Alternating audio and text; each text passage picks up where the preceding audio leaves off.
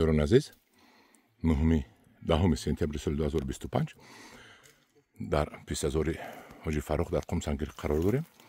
پیستا رو ببینید. 1 کیلو اشرف فرانکی 160 میفروشیم. تازه کردگی.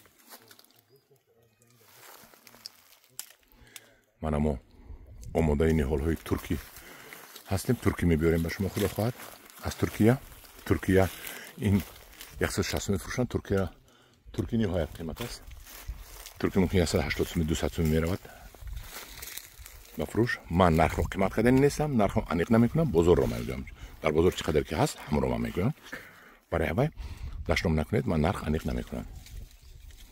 نرخ رو بازار انیق میکند. این ببینید. خندان شده دست بدید. 80%، 85% خندان میشده است. خندان نشدگیشون میشکنن و مغز میفروشن.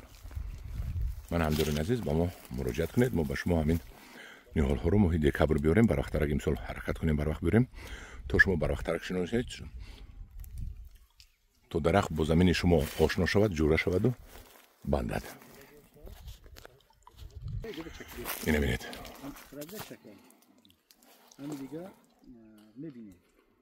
این برگ ندارد. برگش ریختگی فقط پیستا موندگی. از بی آبی اگر آب تیکو پیستا اگر آب میشد این پیستا 2 مرتبه مغزش کلان میشد. 2 مرتبه وزنش بسیار میشد.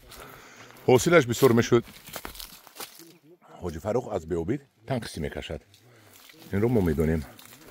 هر سال تنقسی میکشد. همین شب و روز پیستا بی آبی می. ببینید. درون بدرون همه پر پیستا.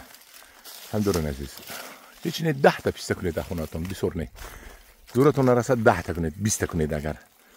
میگه این زور میرسد آخه این گونه کوی که 20000 سومونی خریدتون. من ببینید.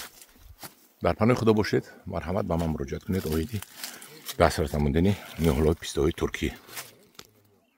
با دقتتون یک جهان تشکر.